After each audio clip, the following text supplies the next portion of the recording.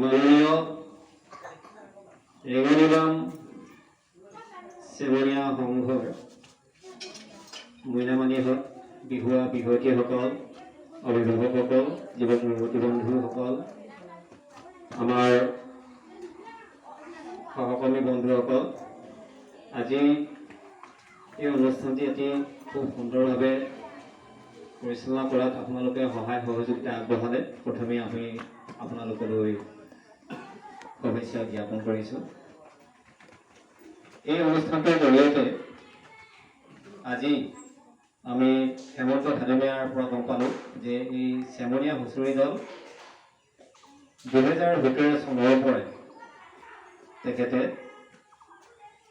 প্ৰতিনিধিত্ব কৰি পৰিচালনা কৰি এক সুন্দৰভাৱে আগবঢ়াই নিয়াত তেখেতৰ মন্তব্যৰ পৰা আমি খুব সুন্দৰভাৱে বুজি পাইছোঁ। আৰু লগতে বিহু অনুৰাগী ব্যক্তিসকল তথা কেইজনমান যুৱক বন্ধু অতি ওতঃপ্ৰোতভাৱে জড়িত থাকি এই অনুষ্ঠানটি জীয়াই ৰাখিবৰ কাৰণে ভূমিকা গ্ৰহণ কৰিছে। তেখেতলোকলৈ মই প্ৰথমে শুভেচ্ছা জ্ঞাপন কৰিছোঁ।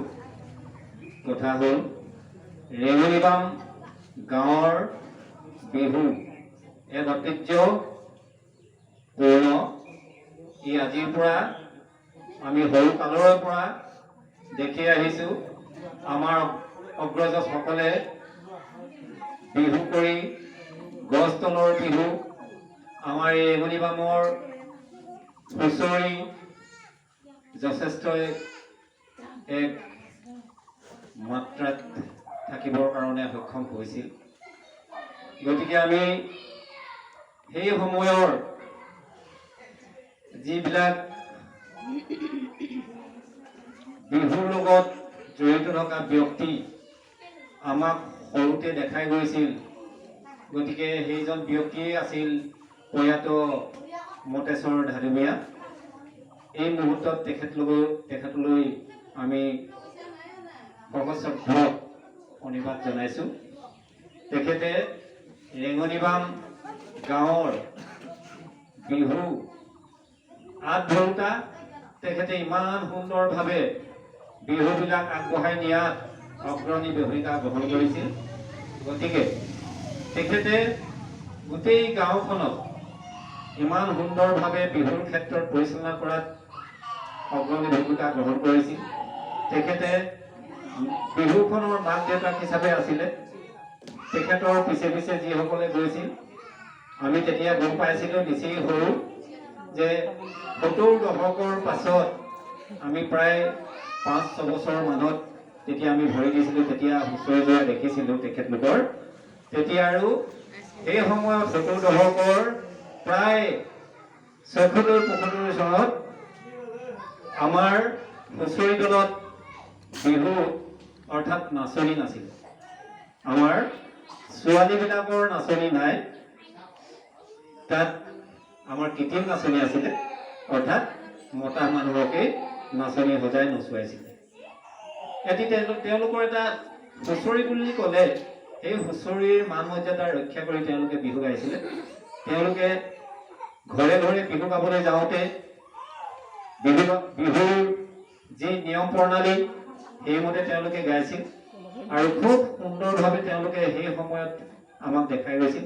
আৰু তেওঁলোকৰ পাছে পাছে আমি এটা সময়ত সেইদৰে যিমান পাৰোঁ নাচি বাগি ফুৰিবৰ কাৰণে আমিও মন মেলিছিলোঁ, ঢাপলি মেলিছিলোঁ। সেয়া আছিল আমাৰ প্ৰাৰম্ভিক অৱস্থা। তাতকৈ আগতে তেওঁলোকৰ ক'ৰ পৰা বিহু আনিছিলে, কেনেধৰণে বিহু তেওঁলোকে গাইছিল, তাৰ আগৰখিনি আমি হয়তো গম নাপাওঁ। গতিকে তেখেতক আমি সৰুতে পাইছিলোঁ আৰু তেখেত খুব দুৰ্ভাগ্য, খুব কম বয়সতে আমাক এৰি থৈ গৈছে।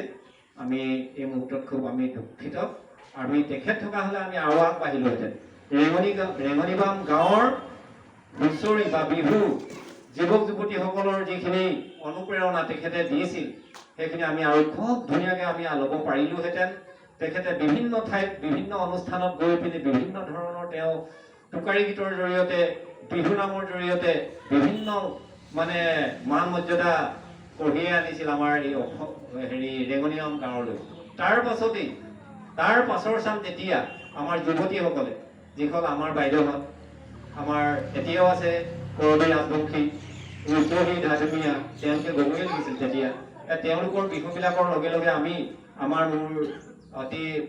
মোৰ বন্ধু বিনয়, গতিকে আমি সেই বিহু যোৱাৰ পিছে পিছে যাওঁ আৰু এই তেওঁলোকে মাটি টকা বজায়, গছ তলৰ বিহুত আমি চাই থাকোঁ। আৰু তেওঁলোকে যেতিয়া প্ৰতিযোগিতাবিলাকত দিবলৈ যায় তেতিয়া আমাক লৈ ফুৰে, অৰ্থাৎ আমি তেতিয়া কি ভাৰি তেওঁলোকৰ সাজ পোছাকবিলাক ইয়াৰ পৰা লৈ যোৱা, তেওঁলোকৰ চেণ্ডেলবিলাক লৈ থকা, তেওঁলোকৰ কিবা কিবি বেগবিলাক লৈ থকা, তেওঁলোকে মঞ্চত উঠে, আমি সেইবিলাক মন কৰিব লগা হয়। তেনেকৈ আমিও খুব অনুৰাগী, অৰ্থাৎ বিহু আমিও কৰোঁ, আমাকো ভাল লাগিব নিশ্চয় এনেকুৱাকৈ বিহু গৈ গাই ফুৰিলে। গতিকে তেতিয়া আৰু এতিয়া সেই সময়ৰ বিহু আৰু এতিয়াৰ বিহু, গছ তলৰ বিহুৰ লগে লগে আপোনালোকে জানে যে নাইকিয়াই হ'ল।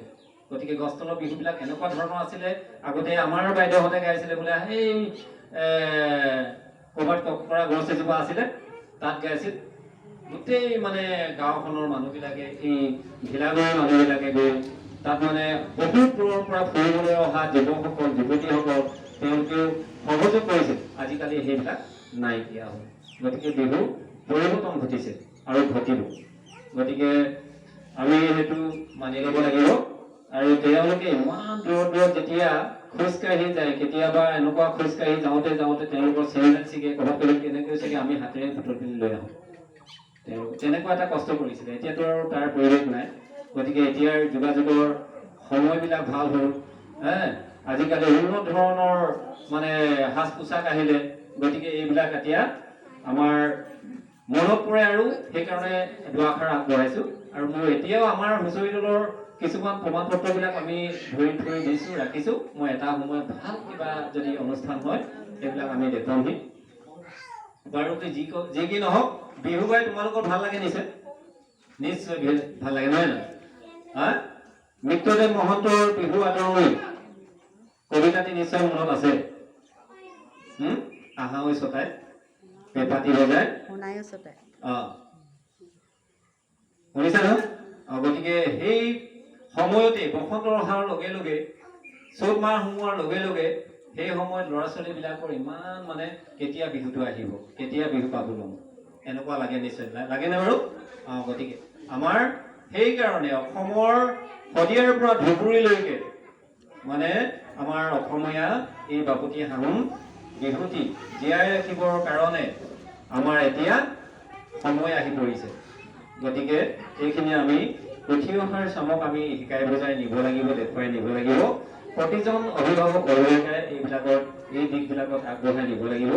গতিকে বিহুৰ নাচৰ সামঞ্জস্য আছে গছৰ পাতৰ লগত। তোমালোকৰ কাৰণে কৈছো দেই, বিহুৰ নাচৰ যিটো ভংগীমা, আমাৰ যেতিয়া বৰদৈচিলা আহে, হয়নে বাৰু? বতাহ আহে, তেতিয়া আমাৰ গছ গছনিবিলাকৰ পাতে কি ধুনীয়াকৈ নাচি থাকে, নাচেনে বাৰু? এই গছ গছনিবিলাকৰ লগতেই আমাৰ এই হাতৰ যিবিলাক ভংগীমা, বুজানে? সেই ভংগীমাবিলাক গছৰ পাতৰ লগত সামঞ্জস্য আছে। সেই বতাহে যেতিয়া হালি জালি কাকিনী তামোলে যেতিয়া ধুনীয়াকৈ হালি দিব, নাচনী এগৰাকীয়ে সেই কাকিনী তামোলৰ লগত নাচোনৰ ভংগীমা, সেই কাকিনী তামোলজোপাৰ যেনেধৰণে এক হালি জালি তেওঁ মানে বতাহত ঘূৰে, সেইদৰেই এগৰাকী নাচনীয়েও কাকিনী তামোলৰ লগতেই তেনেধৰণে ঘূৰাৰ এটা প্ৰবাদ আছে। আৰু তেনেধৰণে আমি বিভিন্ন লেখকৰ পৰা পাইছোঁ যে নাচোনৰ ভংগীমাবিলাক কেতিয়া দেখিবলৈ ভাল হয়, যেতিয়া নাচনীগৰাকীয়ে সুন্দৰভাৱে নাচিব, যেতিয়া নাচনীগৰাকীয়ে হাতৰ ভংগীমাবিলাক ধুনীয়াকৈ দেখুৱাব পৰা হ'ব লাগিব, নহয়নে বাৰু? তেওঁ সাজ পোছাক যিয়েই নহওক লাগে, কিন্তু আমাৰ সাজ পোছাক কি বাৰু? মুগা মেখেলা, নহয় জানো? মুগা মেখেলা, ৰিহা, চাদৰ ইত্যাদি, খোপাত বতৰৰ ফুল, কপৌ ফুল, তগৰ ফুল, নহয়নে বাৰু? এইবিলাক লৈ এগৰাকী নাচনী যেতিয়া ওলাই কিমান সুন্দৰ হয়। গোটেই পৃথিৱীত এতিয়া বিখ্যাত হৈ পৰিছে আমাৰ মুগা সাজ। মুগা সাজৰ এই কপৌ ফুলৰ প্ৰায় 200 বিধ প্ৰজাতি আছে। কপৌ ফুলৰ তাৰে আমাৰ লতা কপৌ, ভাত কপৌ, গছ কপৌ ইত্যাদিবিলাকে আমাৰ খোপাত তোমালোকে মাৰে। গতিকে এইবিলাক মাৰি এগৰাকী বিহুৱতীয়ে তোমালোকে এতিয়া দেখি আছা নহয়, বিভিন্ন টিভি দেখিছা। আমাৰ দিনতো সেইবিলাক টিভি নাই, কিবা নাই, ইউটিউব এইবোৰ নাই একোৱেই। গতিকে আমি আমাৰ আঞ্চলিক বিহুবিলাকে চলিছিলে। এতিয়া সতীয়াৰ পৰা বিহু গোটেই অসমত কি হৈছে, একেই ধৰণে গাবলৈ লৈছে। মঞ্চৰ বিহুবিলাক কেনেধৰণৰ আহিছে তোমালোকে মন কৰিছা, পৰিৱৰ্তন হৈছে আৰু হ'বই সেইবিলাক। গতিকে মানুহে পৰিৱৰ্তন অকণমান বিচাৰে।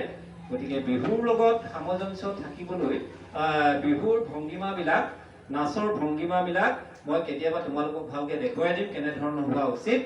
আৰু তোমালোকে তেনেধৰণে ল'লে এগৰাকী ভৱিষ্যতে বিহুৱতী, ভাল বিহুৱতী হ'বলৈ ভালকৈ বিহুটো গাব পাৰিব লাগিব, মাত খা ধুনীয়া হ'ব লাগিব, নহয়নে বাৰু?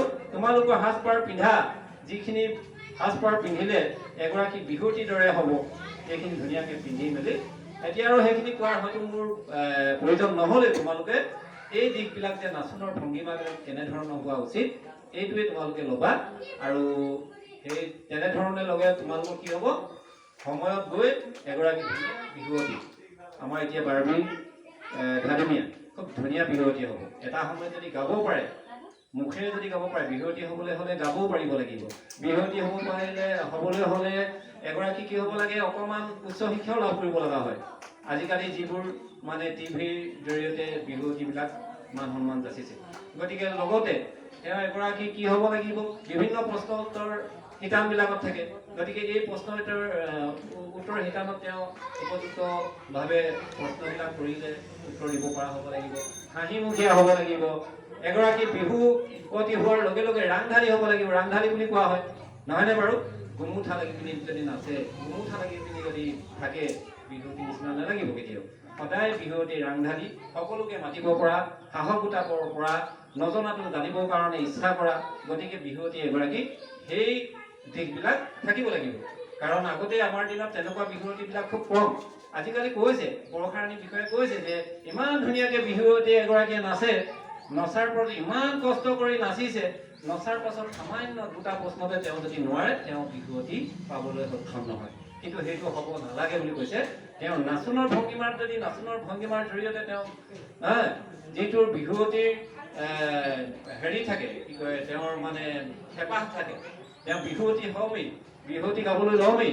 গতিকে তেনেকুৱা এটা দিশত কেৱল মাথো এই প্ৰশ্নকেইটাৰ ওপৰতে ভিত্তি কৰি তেওঁক মানে নাকচ কৰিব নালাগে বুলি এতিয়া উত্থাপন হৈছে। আমিও মানি লৈছোঁ যে কেতিয়াবা হয়তো জটিল প্ৰশ্নবিলাক সোধে, যিবোৰ হয়তো তেওঁলোকে কি কৰিব লাগিব, সময়ত বহুত কিতাপ চাব লাগিব। আমি যেনেকৈ চাইছিলোঁ ডক্টৰ অমৰেন্দ্ৰ ডেকা ছাৰৰ, doctor Amarendra Gogoi sir, Joykanta Gandhiya sir, আমাৰ ইয়াত ডিব্ৰুগড় এইজন কি নাম আছিলে, আৰু জীৱন মোহন, আৰু এনেকৈ বিভিন্নজনৰ এই বিহু বিশেষজ্ঞ তেনেকুৱাবিলাকে তেখেতলোকে কিতাপবিলাক লিখিছে, সেইবিলাক পঢ়িব লাগিব। মোৰ কেইখনমান আছিলে, মোৰ সেই কিতাপবিলাক কোনোবা হাতত গ'ল, এতিয়া নিজেও কেতিয়াবা অধ্যয়ন কৰিবলৈ থাকি গ'ল আৰু বিচাৰি নাযাওঁ, তেনেকুৱা হয়।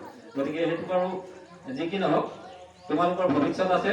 তোমালোকে ভৱিষ্যতে এই বিহুৰ লগত ওতঃপ্ৰোতভাৱে থাকিও তোমালোকৰ বৰ্তমান যিসকলে কৈছে আমাৰ এতিয়া বিহুৰ লগত ওতঃপ্ৰোতভাৱে থাকিও কি কৰিব লগা হয়, যে আমাৰ শিক্ষাটো আগবাঢ়িব লাগিব, নহয়নে বাৰু?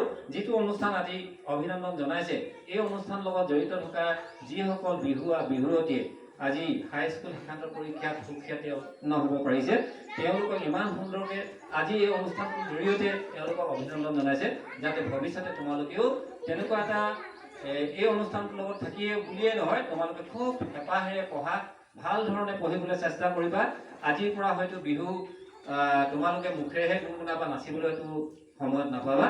গতিকে বিহু কৰিবা, বিহুৰ লগতে তাৰ সমান্তৰালভাৱে তোমালোকৰ পঢ়াৰ ক্ষেত্ৰতো আগবাঢ়ি যাবলৈ চেষ্টা কৰিব লাগিব।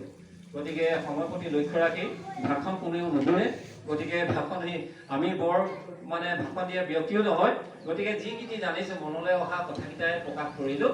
গতিকে সময়ত তোমালোকৰ পৰা আমি এইটোৱে আশা কৰিম, গাঁওখনক তোমালোকে কি কৰিব লাগিব, গাঁওখনৰ উজ্জ্বল কামনা অৰ্থাৎ গৌৰৱ কঢ়িয়াই আনিব লাগিব, বংশৰ গৌৰৱ কঢ়িয়াই আনিব লাগিব, তোমালোকৰ ঘৰখনৰ গৌৰৱ কঢ়িয়াই আনিব লাগিব। গতিকে তোমালোকে এতিয়াৰ পৰাই তোমালোকক আমাৰ 2-3জনে ক'লে যে পঢ়াৰ ক্ষেত্ৰত খুব গভীৰভাৱে তোমালোকে অধ্যয়ন কৰা। গতিকে এই ধৰণে অধ্যয়ন কৰি গৈ থাকিলে তোমালোকৰ ভৱিষ্যত নিশ্চয় উজ্জ্বল হ'ব। ইয়াকে কৈ মোৰ এই সভাপতিৰ মন্তব্য নহয়, দুআষাৰ এনেই আৰু সৰু সুৰাকৈ ক'লোঁ। ইয়াকে কৈ মোৰ বক্তব্য সামৰণি মাৰিছোঁ। ধন্যবাদ।